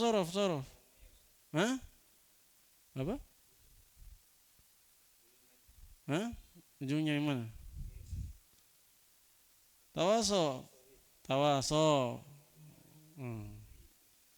Fokus, rakis. Tawasau. Jadi tidak munasabah karena yang hilang alif. Tawasau. Taib. Qala Syafi'iyyu. Hendak irsan. Syafi'iyyu. Kenapa rafa? Fail, apa tanda rafanya? Tanda rafanya dhamma. Kenapa dhamma? Tidak thiqal. Thiqal atau tidak? Syafi'iyyu tidak thiqal kalau tasdid. Yang thiqal itu kalau tidak tasdid. Al-Qadi thiqal. Syafi'iyyu thiqal kalau ketemu apa? Kasrah dan dhamma. Ini tidak ketemu. Kasrah sukun dhamma, ya kan? Ya. Kan ada sukun di antara kasrah dan dhamma. Kan tasdid itu huruf pertama tasdid itu apa? Sukun. Berarti kasrah, sukun, dhamma. Tidak ketemu kasrah dan dhamma, jadi tidak thiqal. Taib. Rahimahullahu ta'ala. Law ma anzalallahu. Law ma di sini nafiyah. Ma bermakna nafi. Law ma anzalallahu. Dari mana ma ditahu dia bermakna nafi? Salah satu cirinya setelahnya ada illah. Kalau ma setelahnya ada illah berarti nafiyah. Ma anzalallahu hujjatan ala khalqihi illa hadhihi surata. Naam. Anzala mana fa'ilnya? Dalil. Allahu. Hujjatan kenapa nasab? Ala khalqihi. Illa hadhihi surata atau surata. Wajib dinasab atau tidak? Wajib dinasab di situ. Hah? Apa di situ? Tam manfi. Hah? Tam manfi kan? Iya. Kalau tam mujab wajib nasab. Hah? Kalau tam mujab apa? Tam mujab wajib nasab. Tam manfi bisa badal. Di sini wajib nasab. Bisa badal. Tapi badalnya juga nasab. Ya kan? Jadi satu cara bacanya di situ. Cuma nasab. Karena kalau badal pun tetap nasab. Badal kemana? Hujjatan. Mau dibaca mustatsna, mau dibaca badal tetap nasab. Ya, karena mubdal minhunya nasab. Seandainya mubdal minhunya jer atau rafa, baru bisa dibaca jer atau rafa. Taib. Lakafathum. Hendak fahmi. Lakafathum itu apa itu? Berapa kata itu? Dua atau tiga? Dua. Yang lain huruf ya. Apa duanya itu? Kafat, lamnya huruf juga. Lam itu huruf. Berarti kafa dan asalnya kafa yakfi. Fiil. Hanya hilang ya-nya alifnya karena ketemu ta'nis. Kan sama dengan romat. Ya. Ketemu dua sukun, ta'nis sukun, alifnya sukun. Kafa, roma. Kalau ketemu kafat, romat. Paham ya? Lam itu penguat atau jawaban lau. Jawaban ar-rabit dijawabi lau. Tanya tatanis. Kafa fil madi. Dhamir. La kafathum. Mana fa'ilnya kafa? Kafat. Mustatir. Takdirnya? Iya. Jawazan. Kembali ke surah. Dhamir fi mahalli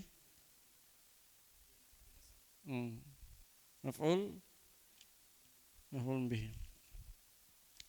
Jelas ya? Tayyib, thumma qala ayo iqra al-matan.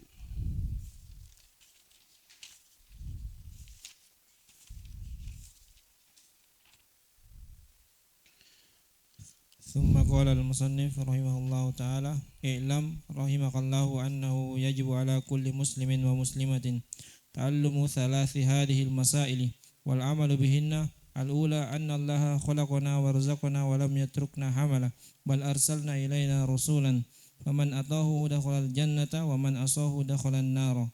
والدليل قوله تعالى إنا أرسلنا إليكم رسولا شاهدا عليكم كما أرسلنا إلى فرعون رسولا فعصى فرعون الرسول فأخذناه أخذا وبيلا.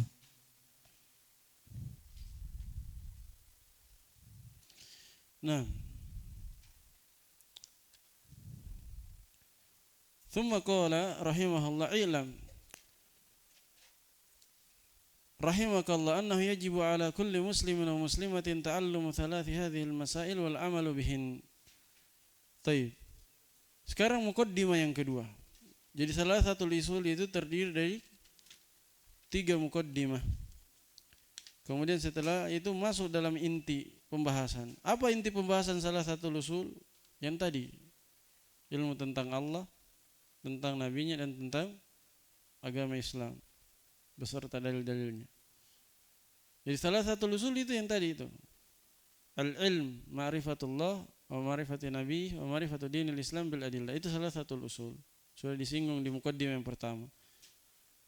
Hanya di muqaddimah yang pertama beliau menegaskan wajib mempelajari berapa? 4 perkara. Iya, di sini beliau katakan lagi wajib di samping kewajiban itu ada kewajiban lain, yaitu wajib mengetahui 3 permasalahan lagi. Iya. Ketahuilah, semoga Allah merahmati engkau, bahwa wajib bagi setiap muslim dan muslimah, setiap lelaki dan perempuan, untuk mempelajari 3 permasalahan berikut ini dan mengamalkannya. Apa itu permasalahan tersebut? Al-ula, permasalahan yang pertama, annallaha khalaqana wa razaqana wa lam yatrukna hamala. Permasalahan yang pertama yang wajib kita ketahui, bahwa Allah Subhanahu wa taala, kita harus memahami bahwa Allah Subhanahu wa taala menciptakan kita dan memberi rezeki kepada kita, dan Allah tidak meninggalkan kita begitu saja. Kita ini bukan seperti hewan, dicipta kemudian makan dan minum, beranak pinak, kemudian itu setelah itu meninggal, mati. Kita tidak seperti itu. Allah ciptakan kita, memberi rezeki kepada kita, kemudian Allah memberikan apa? Perintah dan larangan untuk menguji kita. Karena hikmah kita dicipta di dunia ini agar kita diuji oleh Allah Subhanahu wa taala dengan perintah dan larangan. Dan perintah yang terbesar adalah mentauhidkan Allah. Larangan yang terbesar adalah larangan untuk berbuat syirik, sebagaimana akan datang. Jadi kita dicipta di dunia ini untuk diuji. Kalau antum lihat bagaimana awal kita berada di dunia ini, lihat nenek moyang kita, Adam, awalnya penghuni surga, kampung yang sebenarnya adalah surga. Kemudian apa? Diturunkan di bumi. Dan Allah katakan bisa kembali ke surga, tapi harus melewati ujian dulu. Jadi kita ini lagi proses untuk kembali ke kampung sebenarnya, kampung nenek moyang kita yang dulu. Tapi harus lewati ujian. Siapa yang lulus ujian bisa sampai ke sana. Kalau tidak lulus, tersesat dia, tembus ke neraka. Itu hakikat kehidupan dunia. Kita apa? Di dunia ini untuk menghadapi ujian itu. Ujian perintah dan larangan. Jadi Allah tidak menciptakan kita begitu saja, memberi rezeki, bersenang-senang, kemudian mati seperti binatang. Tidak. Bahkan kata beliau, bal arsala ilaina rasulah. Bahkan Allah mengutus kita seorang rasul. Apa fungsinya rasul ini diutus? Untuk menjelaskan tentang perintah dan larangan. Oh, ini perintah Allah, ini larangan Allah. Nyambung dengan tadi. Jadi Rasul itu diutus untuk menjelaskan kepada kita perintah dan larangan Allah. Apa yang Allah cintai, apa yang Allah benci. Apa yang Allah cintai, apa yang Allah perintahkan kalian lakukan. Berusaha lakukan sesuai dengan kemampuan kalian. Apa yang Allah larang, tinggalkan. Itu gunanya diutus Rasul.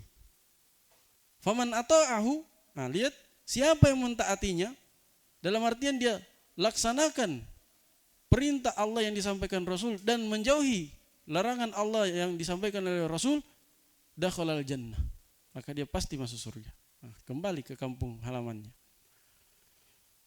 Waman asahu dakhalan nar, barang siapa yang bermaksiat kepada Rasul yang diutus oleh Allah itu, maksiat itu bentuknya ada 2. Pertama, dia meninggalkan kewajiban, meninggalkan yang diperintah. Yang kedua, melakukan yang dilarang. Maka dia apa? Akan masuk neraka. Apa dalilnya? Dalil bahwa orang yang tidak mentaati Rasul akan masuk neraka. Firman Allah Subhanahu wa taala, "Inna arsalna ilaikum rasulan syahidan alaikum kama arsalna ila fir'auna rasula fa'asa fir'aunur rasula fa'akhadnahu akhdaw wabila." Kata Allah apa? Sesungguhnya kami mengutus kepada kalian seorang rasul. Siapa? Nabi Muhammad. Sebagai saksi atas kalian. Sebagai saksi atas kalian. Sebagaimana juga sebelumnya kami telah mengutus kepada Fir'aun dan kaumnya seorang rasul juga, yaitu Musa. Namun apa yang terjadi? Apa yang sikap Fir'aun dan kaumnya terhadap rasul yang diutus oleh Allah kepada mereka?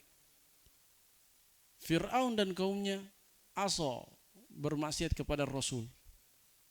Bermaksiat kepada rasul. Apa akibatnya dia tidak taat kepada rasul? Fir'aun dan kaumnya tidak taat kepada Rasul. Apa akibatnya? Fa'akhadnahum akhdaw wabila. Diadab dengan adab yang pedih, adab yang keras. Di mana diadab? Di dunia, di alam barzakh dan di akhirat. Fir'aun dan bala tentaranya diadab di dunia, ditenggelamkan. Kemudian di akhirat, di alam barzakh diadab lagi. Siksa kubur.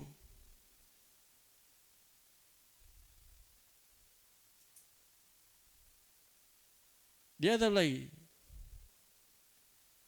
Diperlihatkan kepada, disebutkan dalam Al-Quran, yu'raduna 'alaiha ghuduwan wa 'ashiyya.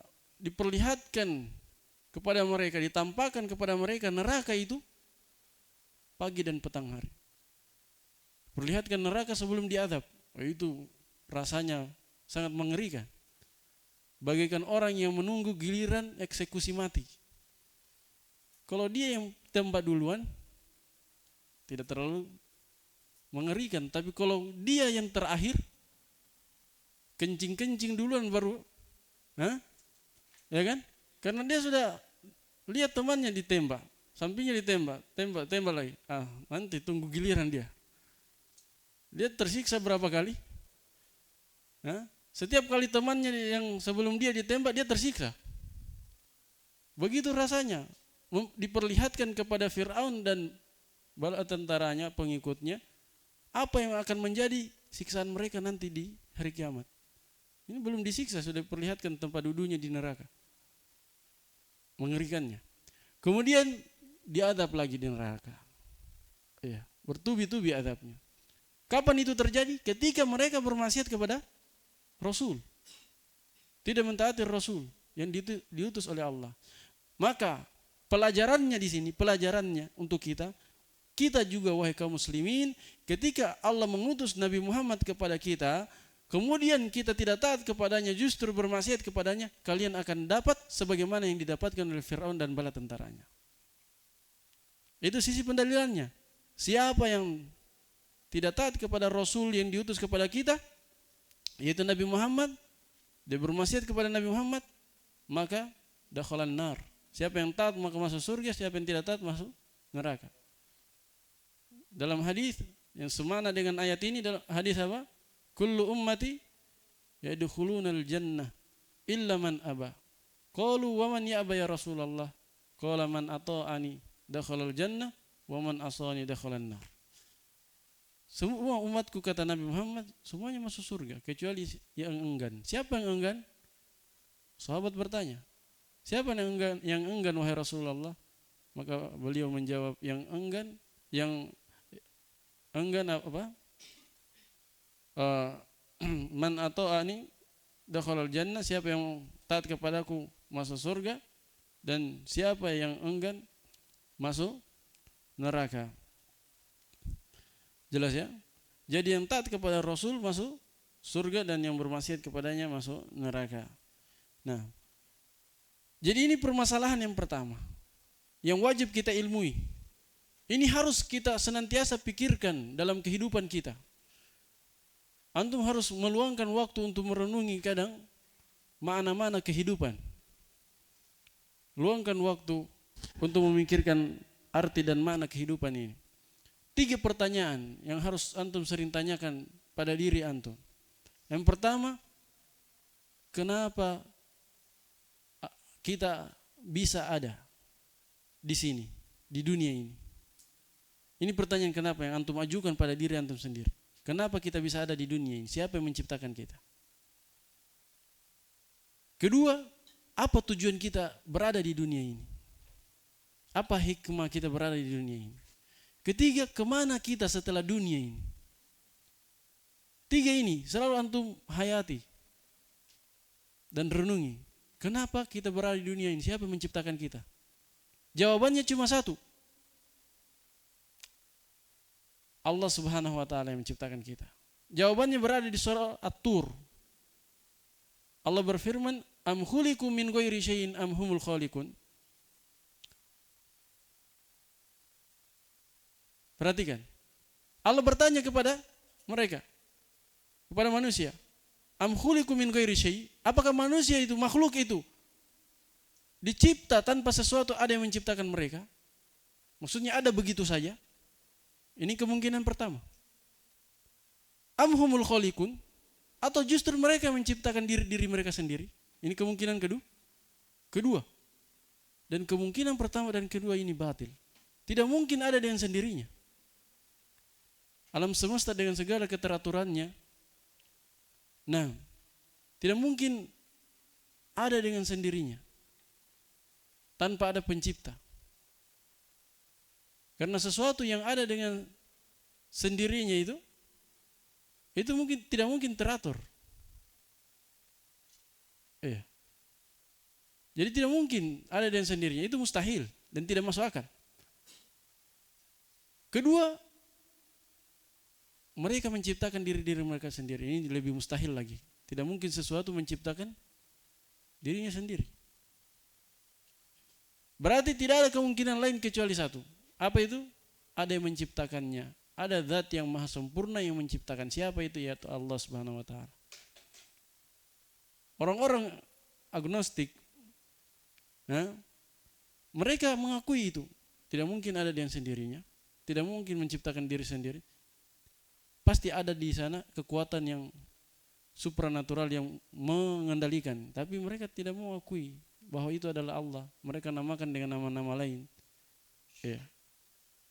Paling tidak mereka katakan ada. Kemungkinan ada.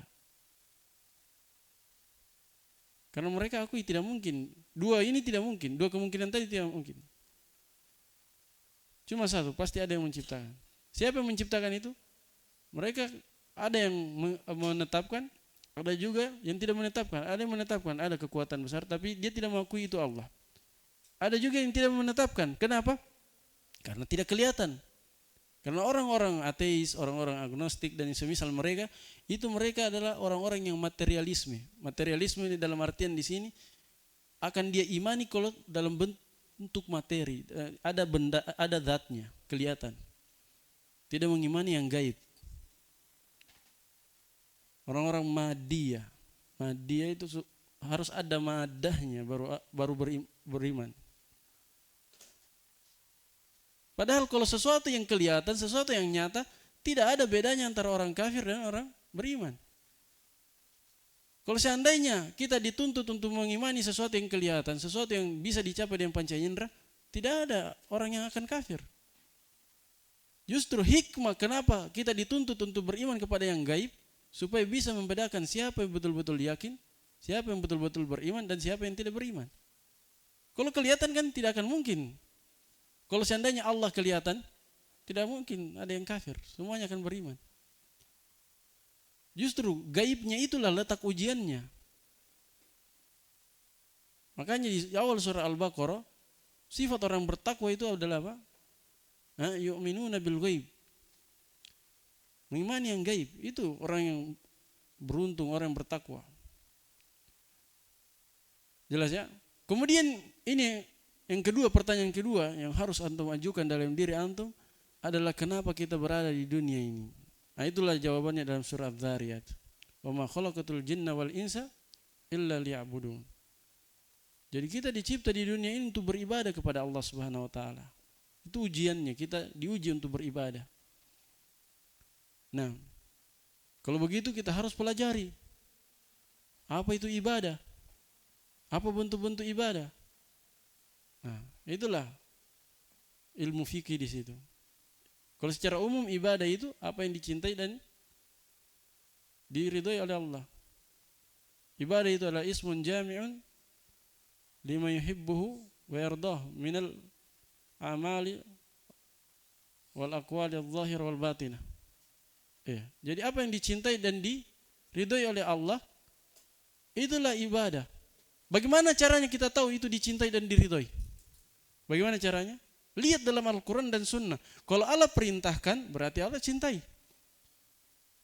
Atau misalnya bukan perintah tapi Allah janjikan siapa yang melakukannya dapat pahala. Berarti Allah cintai atau tidak? Allah cintai, berarti itu ibadah. Kadang juga bentuknya Allah Subhanahu wa taala memuji orang melakukannya. Berarti Allah cintai atau tidak? Allah cintai. Ini bentuk-bentuk kita tahu Allah cintai atau tidak itu perbuatan. Satu, kalau Allah perintahkan, baik itu perintah dalam bentuk wajib atau mustahab, atau Allah menjanjikan pahala untuk orang yang melakukannya. Itu tanda bahwa Allah cintai. Berarti itu ibadah juga. Atau Allah memuji pelakunya. Maka berarti itu adalah ibadah juga. Sebaliknya bagaimana kita tahu bahwa Allah tidak suka? Kalau Allah larang. Kedua, kalau Allah janjikan azab orang yang melakukannya. Atau Allah laknat orang yang melakukannya. Atau Allah bilang Allah murkai orang yang melakukannya. Ketiga, kalau Allah mencela pelakunya. Berarti itu haram. Jelas ya? Nah, apa yang Allah cintai tadi, Allah perintahkan, Allah puji pelakunya, Allah janjikan pahala kepada pelakunya, itulah ibadah. Itulah ibadah. Nah, rinciannya di mana? Ibadah-ibadah itu di buku-buku fikih.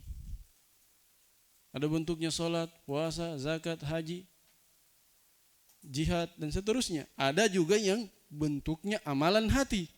Nah, ini yang jarang disadari oleh banyak kaum muslimin, bahwa ada ibadah yang bentuknya ibadah hati.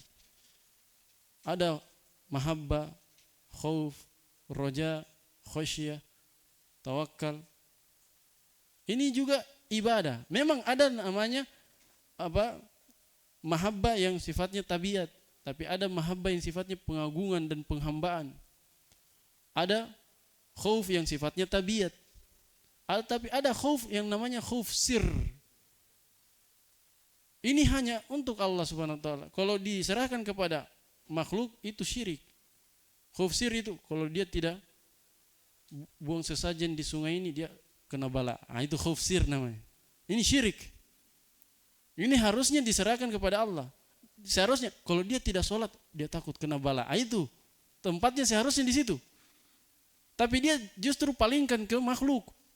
Kalau dia tidak buang sesajen di sini, dia tidak sembelih di sini, dia bisa kena bala. Atau misalnya di jalan tidak klakson di tikungan ini atau di jembatan ini bisa kena bala. Nah itu khauf yang seperti itu seharusnya diarahkan kepada Allah. Kalau dia tidak sholat, tidak puasa, dia takut kena azab. Tapi mereka ini arahkan ke makhluk. Jelas ya? Nah, begitu pula bentuk tawakal. Tawakal ada yang boleh. Tawakal kepada makhluk yang bisa melakukan sesuatu untuk kita. Kita wakilkan ke orang. Boleh atau tidak? Boleh. Tapi ada tawakal yang sifatnya hanya untuk Allah. Hanya kepada Allah. Begitu pula khasyah, rohbah. Ada yang sifatnya tabiat, ada yang sifatnya ibadah. Nah, yang sifatnya ibadah ini jangan sampai dipalingkan kepada selain Allah. Nah, inilah yang tidak dipahami oleh banyak kaum muslimin. Roja, mengharap kepada makhluk itu boleh pada hal yang dimampui oleh makhluk. Tapi jangan sampai bergantung hatinya kepada makhluk. Ya. Dan harus kalau hal-hal yang tidak bisa dilakukan kecuali Allah, itu harapannya harus hanya kepada Allah. Tidak boleh dia berharap untuk minta rezeki kepada Syekh Fulan, Kiai Fulan, atau minta anak pergi ke kuburan Fulan. Itu bentuknya harapan. Dan harapan dalam hati dan juga ada kadang bentuknya doa. Ini saling berkaitan, ada harapannya di situ, ada doa. Ketika dia pergi ke kuburan, minta rezeki, minta dimenangkan di pemilu, dan seterusnya. Itu kan apa dalam? Ada harapan atau tidak? Dia berharap kepada orang yang dikubur itu. Dan dia juga kadang berdoa. Sudah berlapis-lapis kesyirikannya. Jelas ya? Bahkan ini kesyirikan bukan lagi dalam ibadah, tapi kesyirikan dalam rububiyah. Karena yang mengatur rezeki itu Allah Subhanahu wa taala. Yang mengatur punya keturunan atau tidak itu Allah Subhanahu wa taala. Ini pembahasan apa ini? Rububiyah ini, bukan uluhiyah. Ini menunjukkan bahwa kesyirikan orang belakangan lebih dahsyat daripada kesyirikan orang terdahulu. Kalau orang terdahulu tidak ada itu yang minta anak ke kuburan. Paling dia bertawassul, minta syafaat. Itu kesyirikan orang di zaman Nabi. Kalau sekarang lebih parah. Ya. Jadi apa tadi? Yang kedua, kita harus tahu hakikat kenapa kita dicipta di dunia ini. Jadi pertama untuk pikirkan siapa yang mencipta kita. Kenapa kita bisa ada di dunia ini? Kedua, apa tujuan kita berada di dunia ini? Ketiga, kemana kita setelah dunia ini? Kemana kita setelah dunia ini? Itu yang harus kita pikirkan. Kita akan meninggal dan kita akan menghadap Allah Subhanahu wa taala untuk mempertanggungjawabkan amalan kita. Untuk mempertanggungjawabkan tadi, bagaimana kita menjawab seruan para rasul, apakah mentaatinya atau bermaksiat? Jelas ya? Itu selalu direnungi dalam hidup.